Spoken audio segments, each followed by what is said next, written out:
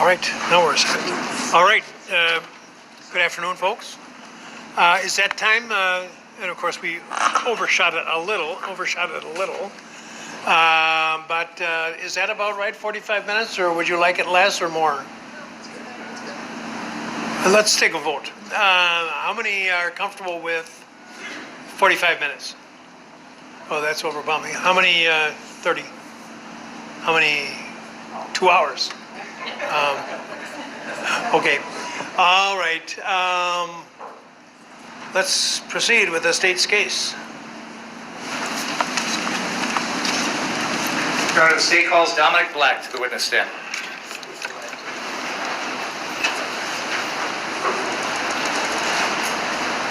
It might be easier to go around that way because there's a cord here.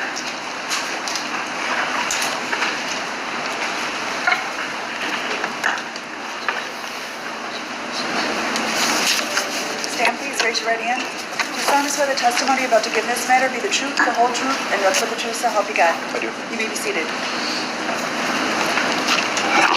Turn that towards you. Could you state your name for the record, spelling your first and last name? Dominic Black, Dominick, Black. And do you live here in Kenosha currently? Yes, I do. What part of town do you live in? I would say the middle of the town, 5 minutes away from here. Who do you live with? My stepfather. How long have you lived in Kenosha? Practically my whole life. Did you go to school here? Yes, I did. How old are you? I just turned 20. Did there come a time in which you got to know an individual by the name of Kyle Rittenhouse? Yes. Do you see him here in the courtroom? Yes. Can you point him out by where he's seated and what he's wearing? Right there, in the suit. Indicating the accused. How did you come to know him? Through his sister, Mackenzie. Can you tell us more about that? I dated his sister. I would frequently go over to their house, and from there forth, I became friends with Kyle. When you say you go to their house, where was their house located? Antioch, Illinois. Now, we're going to talk about the night of August 25th, 2020, so I want to use that as a frame of reference. How long before that date had you known the defendant? Roughly 9 months. Was that the same period of time that you were dating his sister? Yes. And how frequently would you see the defendant during those 9 or so months? About every day. You mentioned there were times when you would go down to his residence in Antioch, is that right? Yes. Were there times when he would come to your stepfather's residence here in Kenosha? Yes. How often would that occur? Weekly. What sort of things did the two of you like to do together? Everything as a kid. Hanging out, going to the lake, hunting, going up north, just everything you would do growing up. You mentioned hunting. Is that something that you and your family are interested in? Yes. Tell us more about that. We own property in Ladysmith. Every year growing up, I would go there with my stepdad and my brother and go hunt ever since I was a little kid. When you say hunt, what sort of things would you hunt? Deer, turkey, pheasant, rabbit. Can you describe your family's property in Ladysmith for us? Yeah, it's about, I want to say 13 acres of land with somewhat we would call a shooting range, which is like a big open gravel pit, and it's pretty secluded and private in the woods. Now, you mentioned that the defendant was interested in hunting. Did you ever bring him along hunting up in Ladysmith? I wouldn't say hunting. We did bring him once to go kind of just get a feel for hunting and shoot guns and just kind of get away for the weekend. Do you remember when that was? I would like to say a few months before everything happened. If I said it was in early May, around May 1st of 2020, would that sound right to you? Yes. Now, do you remember a time in which you and the defendant were up in Ladysmith and there was some discussion about purchasing a gun? Yes. Can you tell us about that? We were going up and we had stopped at a store that was local to buy like clay pigeons and ammo.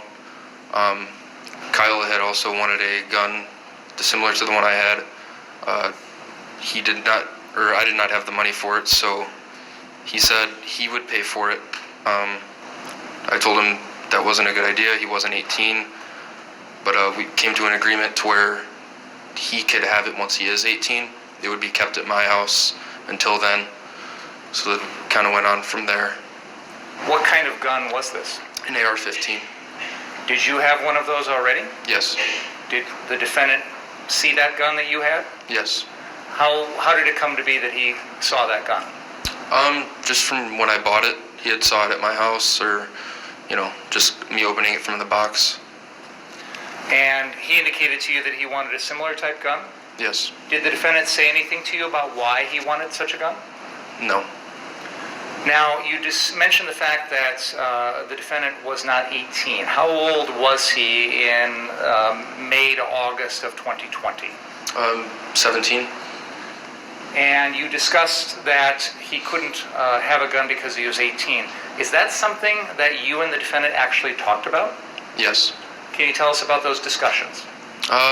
It was more along the lines of he would be 18 soon. I told him I didn't want to do it because I knew it wasn't, obviously he can't buy it legally. We did agree that it wouldn't be his until he was 18, and he was aware of that. And from then on, it did stay at my house. So when you were up in Ladysmith, I think you said you went to a local store to purchase the gun. Is that correct? Yes. In whose name was the gun purchased? Mine. So you were the legal registered owner of the gun? Yes. Where did the money come from to get that gun? And Kyle.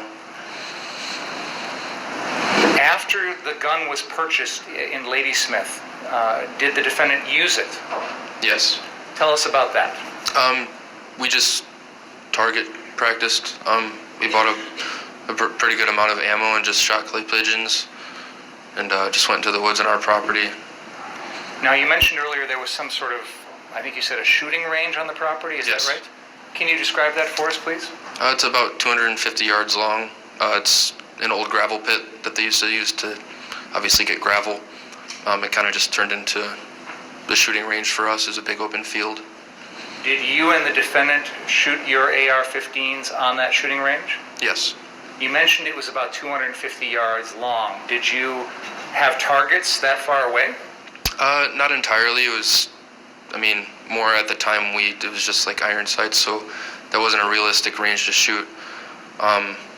We would set up clay pigeons hanging on trees at the end of the range and just kind of walk a certain amount of distance until we felt comfortable it was the right spot.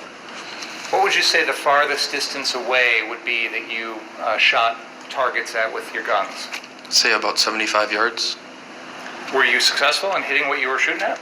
Not all the time. I'm going to ask the detectives here to show you a couple of exhibits that have been marked as exhibits 27 and 28. And I'm going to have them handle them for safety purposes, but I'm going to have them hold them up and show them to you, and I'm going to ask you if you can identify them for us, okay? Okay. And I want to represent to everyone that these items are not loaded. There are no bullets or anything like that.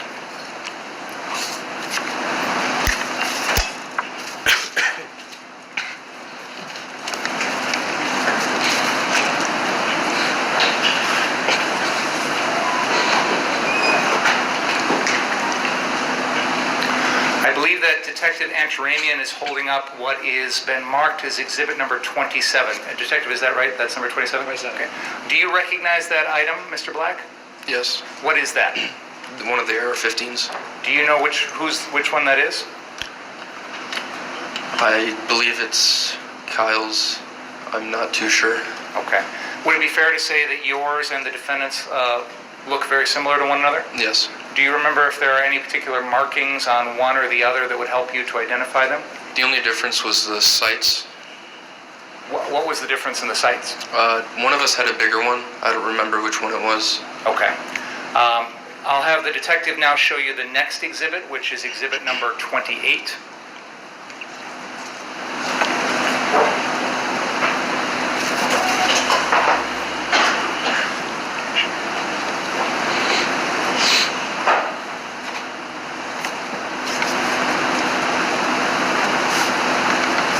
Detective Antaramian is now showing you another item, which is exhibit number 28.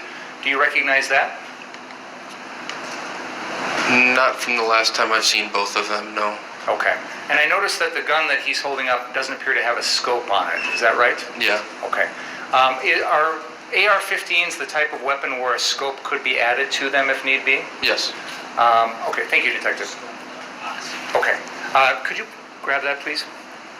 Detective Antaramian indicates there's a scope in the box, so we're going to show that to you as well. Maybe we could show Mr. Black both of the scopes, and you could tell us if you recognize which one might be yours.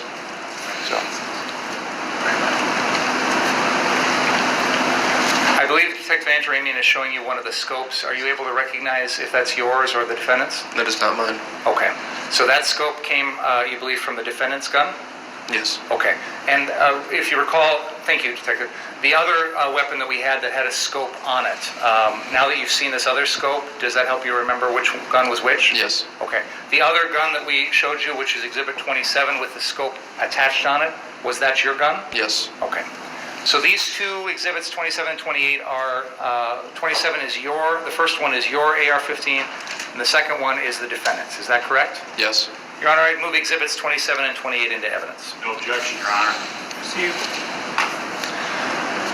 Can you help us understand, Mr. Black, why you were interested in having an AR-15?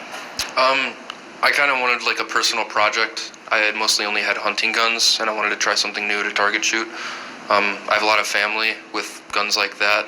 They kind of find it a hobby to build them up and put different attachments on them, so I figured I would try and get into it as well. How long had you owned that AR-15? I want to say 2-3 months.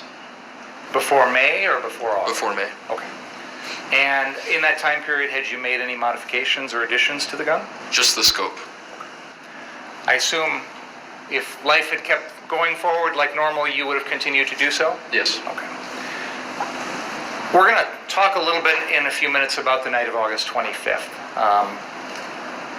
Other than that night, was there ever a time in which you went out in Kenosha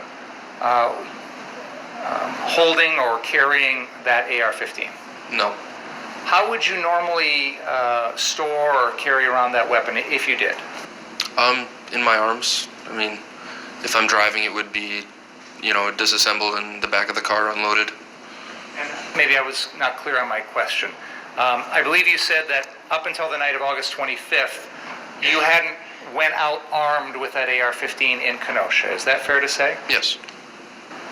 When you did have it with you in Kenosha, was it disassembled in the trunk of your car?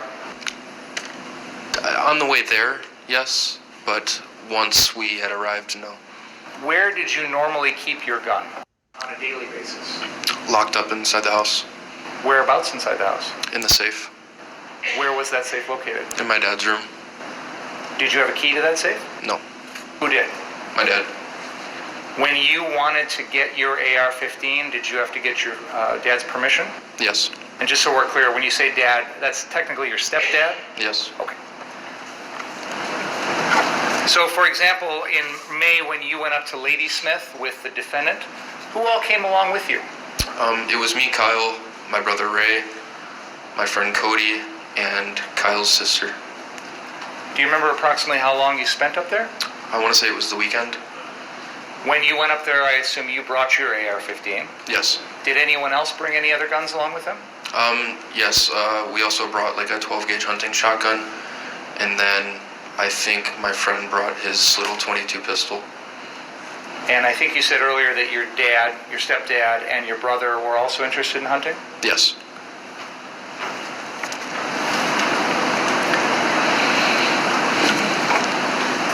Do you recall approximately how many rounds you and the defendant would have fired off at that firing range up at the property in Ladysmith when you were there that weekend? A lot, I would say 100, 200. May I approach, Your Honor?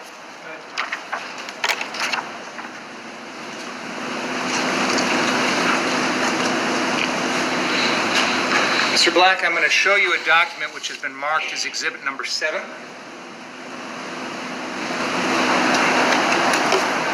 Do you recognize the photograph on that document? Yes. Who is shown in that photograph? Kyle? Was that a photograph that was taken when you and the defendant were up in Ladysmith around May 1st of 2020? Yes. Does that photograph show the defendant holding his AR-15? Yes. Your Honor, I'd move exhibit number 7 into evidence. Is there objection? No. Received. May I publish that to the jury, Your Honor, on the screens? You may.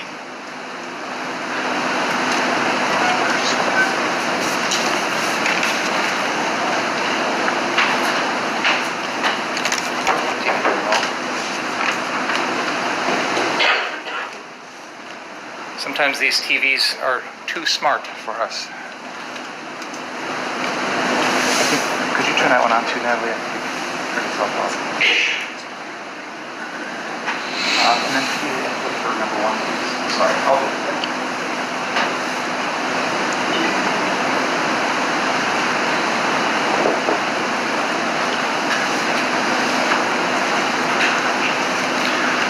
Mr. Black, do you recall what day that photograph was taken when you were up there? I want to say the same day we arrived. Does that photograph show in the background there the property that your family had up in Ladysmith? Yes. Okay. And do you remember who it was who actually took that photograph? Yes. Who was it? My friend Cody. Do you remember if that was before or after you and the defendant went to the firing range and This is before. practiced? Okay. All right. Thank you. Now, after you and the defendant returned to Kenosha from Ladysmith, and the defendant, that you purchased this gun for the defendant, what happened to the gun after that? It was locked up in the safe. Which safe is that? The one in the garage. It was the one that you required a code to open. That's the garage at your father's place? Yes. Here in Kenosha? Yes. Stepfather? I'm going to use that interchangeably, but technically that's your stepfather, correct? Yes. Okay, thank you, Judge.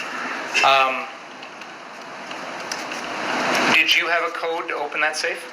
No. Who did? Only my stepdad. So the defendant didn't either. No.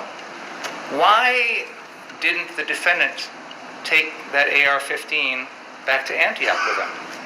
Because we had an agreement that he wouldn't do that. What was the reason why? He was 17. Was the defendant accepting of that? Did he understand that? Yes. Do you recall having any discussions with his mom about that? Not me personally. I want to talk about the time period between when you came back from Ladysmith in early May and the night of August 25th, 2020. In that period of time, did the defendant ever possess that AR-15? No. On the day of August 25th, 2020, the day when all this stuff happened, did he possess that gun? Yes. How did it come to be that he gained possession of that gun on August 25th? My dad had took a lot of the weapons we had out of the safe due to all the rioting and stashed them inside the house in case somebody were to come break into our house. And that gun happened to be one of those weapons. Do you know how the defendant took possession of it that day? I do not. All I'm aware of is that it was downstairs. When did you first see the defendant with that weapon that day? When I was in the kitchen. So about, I want to say a few hours before we left. And tell us what you saw when you were in the kitchen. I saw him coming up the stairs with it. With the AR-15? Yes. Did you hear him ask you permission to take that gun? No. Did you hear him ask permission from your father? No. When the defendant came upstairs with that gun, what, if anything, did he do with it? I believe he set it down on the table and started looking for medical supplies. What do you mean by medical supplies? Like bandages, rubbing alcohol, certain things like that. Do you know why he was doing that? Yes, in case somebody was hurt downtown. We've seen some photographs that night of the defendant with a bag that looks like a medic bag. Do you remember him having that night? Yes. On that night?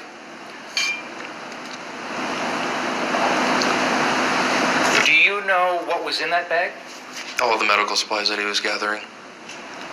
Were those medical supplies gathered from your house? Yes.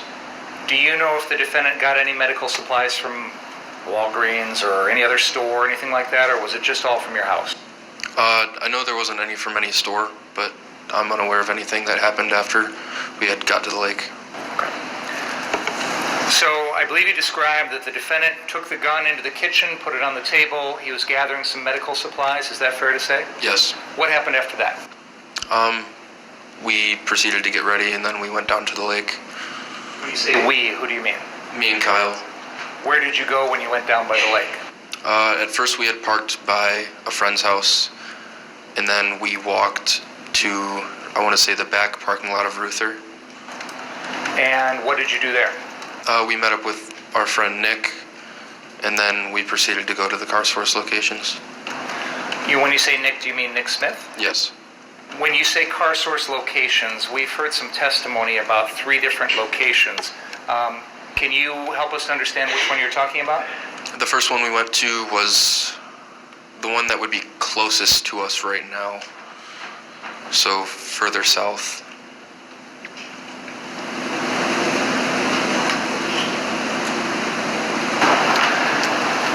I apologize, I was a little distracted there. Can you tell me again, which was the first one you went to? The one that was further south? 63rd and Sheridan, does that Yes. sound right? And when you say we went there, was that the defendant, you and Nick Smith? Yes. What happened then? Then we met the owner once again, and he gave us a ride to the north location and dropped us off. Okay, I'm sorry, you say you met the owner once again. When was the first time that you met him? Previously in the day, I want to say it was around morning time when we were cleaning up all the graffiti. Okay. So maybe I've jumped around a little bit, so I want to make things clear. If I could have just 1 second. Go ahead. Is it marked? It's not yet. Let's start. I apologize, it's my fault. I kind of jumped in the middle of the day. So I want to start at the beginning of that day. That was Tuesday, August 25th, 2020, the day that all these things happened. So let me back up for a little bit so we can kind of go in chronological order. I think it's easier for everybody to follow. The night, Monday night into Tuesday, did you stay at your own home? Yes. Did the defendant stay there as well? I do not recall. Do you remember when the first time would have been that you would have seen him on Tuesday morning? I don't know specifically what time, but it was before noon. When you saw him, was it at your house? Yes. What happened when you first saw him? What did the two of you do? Me, him, and my brother Ray decided to go down to the lake and kind of just look at how things were, and then from there on we decided to help clean. When you say you went down to the lake, do you mean the actual beach lakefront, or do you mean downtown? Downtown. Where did you go when you went downtown the first time? We parked right next to the car source location that had already been burnt down, and then we walked across Sheridan to Ruther. I'm gonna, may I approach, Your Honor? I have a map here of the area, and I'm gonna try and prop it in such a way that we can all see it. I wish I had an easel, but I don't right now. Mr. Black, I'll be a human easel for a moment. This shows the area of downtown beginning on the north at 58th Street and going down to the south at 63rd Street. Sorry, Karen. And the area along Sheridan Road there. Do you see that, Mr. Black? Yes. Okay. Now, I'm going to ask you that, what happened to our easel, do we know? Well, maybe Back here? upstairs. It's upstairs and Jason is what the fee is. It's upstairs. Okay, and then put it, because right now the defendant can't see it, and I'm required to ensure that he does, and also I can't see it either. Now, and then also, once we get that, then,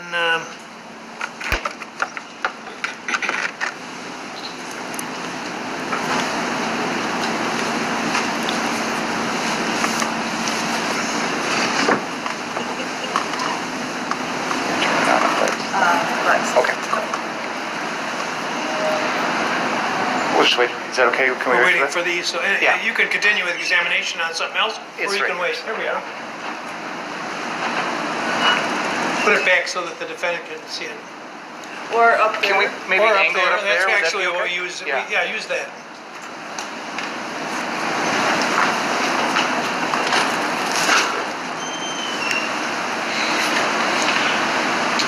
There's a button here to push, so maybe we do some marking here in a sec.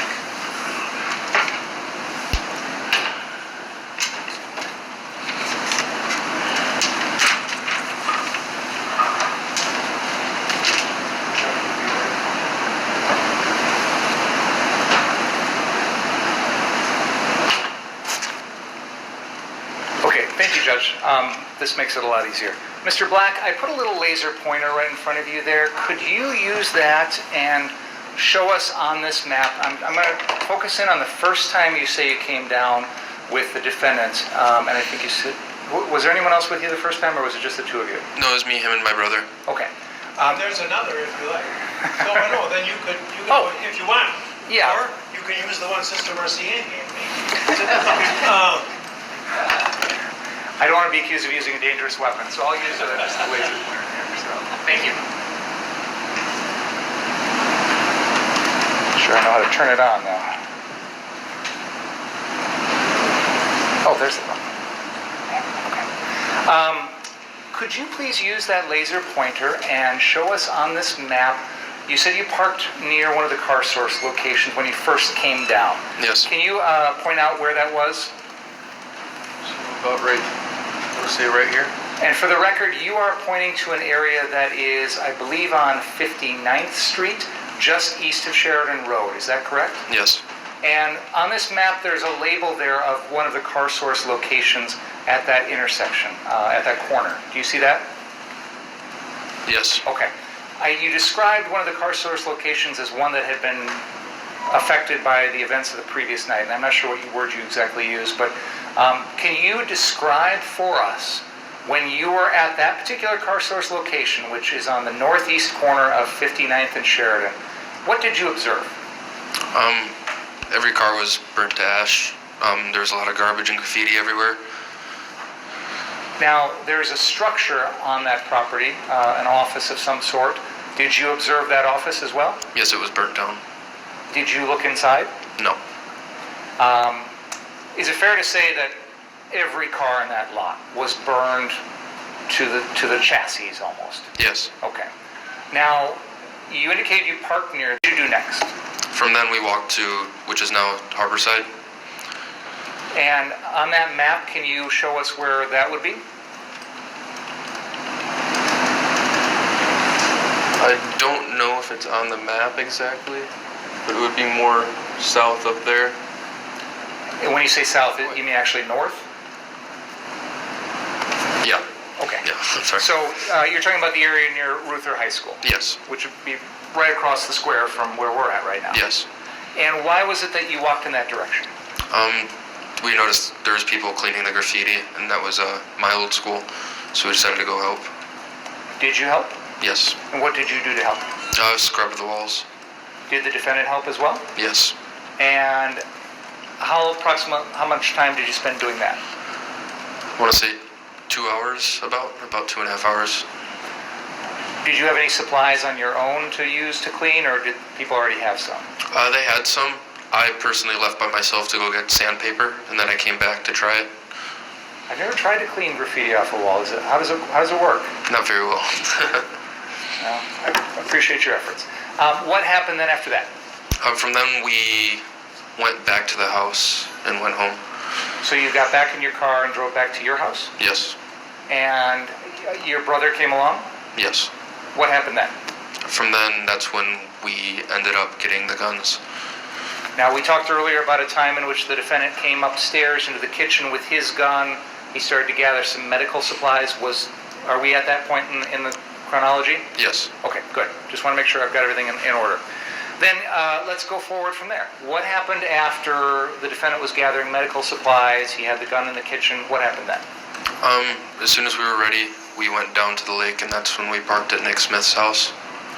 And I don't know if it is on that map or not. You said you came back down to the lakefront. Is that right? Yes. Where did you go when you came back? We went to Nick Smith's, and then we met him at the Ruther parking lot, and from then on we walked to the car's first location. Now, I want to stop you for a second because you made a mention earlier of the owner of Car Source. Do you know that person's name? I believe his name was Sam. When, if at all, did you encounter him on that particular day? We encountered him twice that day. The first time when we were cleaning graffiti, on our way back to the car, when we were leaving, we stopped and talked to him. And then after we had met with Nick later that day, he had brought us to Car Source to meet with him again. So let's talk about the first time. You described cleaning graffiti at Ruther, which is kind of at the north end of this map, is that fair to say? Yes. And then you encountered the Sam on your way back to your car, which I believe you said was parked at 58th and Sheridan by that first car source location. Yes. Where in that process did you physically meet Sam? On the corner next to Car Source, not the one that had originally got burned down, but the next one over across the street. Can you please use your pointer to show us where that was? About right at the corner right there. You're pointing to the southwest corner of the intersection of 59th and Sheridan, is that right? Yes. Now, did you, at this particular moment when you were meeting with Sam that day, did you observe the condition of that particular car source location? Yes. How did it appear to you? It wasn't entirely destroyed, but there were some cars that were damaged. When you say damaged, what did the damage look like? Like kicked in doors and hoods and shattered windshields. Did there appear to be any fire damage? No. What about the building? Did you make any observations of that? It was just boarded up. And when you talked to Sam that first time, this first conversation, what did you talk about? We basically just talked about the defamation that he had in his last, the one that had actually burned down, and how much money he lost, and how deeply he would be in case all his other buildings did burn down. And was there anything more that you talked about with him? We did exchange phone numbers in case he needed any help. Did you feel at that point like you wanted to help him? I mean, my help was definitely there, but I didn't offer any help at that point. Do you know if the defendant did? I'm not aware. And when you say exchange phone numbers with Sam, did you personally give him your number? Yes. Do you know if the defendant did? Yes. And then you said, we're going to fast forward a little bit because we've covered some of the intervening time period. You said at some point you came back down later, you parked at Nick Smith's house, and I think you said you went to the Ruther parking lot? Yes. And then at some point you said you went down to Car Source, is that right? Yes. Which Car Source did you go to after you left the Ruther parking lot? The one that would be closest to Ruther, on the same side of Sheridan. Is it that same one we were just talking about on the southwest corner of 59th and Yes. Sheridan? Now, do you recall approximately what time of day it was that you came back downtown? I'd say around 5 p.m. And you and the defendant both had your guns with you, Yes. and those straps, Yes. and I believe you said you had ammo too? Yes. Okay. When you met with Nick Smith in the Ruther parking lot, was there anyone else there besides the three of you? There was some other people that we didn't know that had also showed up. And from there, you said you walked to the Car Source at 59th and Sheridan? Yes. Why did you go there? We were kind of just following Nick. About halfway there, we found out that we were meeting the owner Sam again. Did you actually meet the owner Sam again? We met his brother, so the other owner. Where physically on that map can you use the pointer to show us where you actually met with the brother? Right there. So you're pointing again to that same Car Source at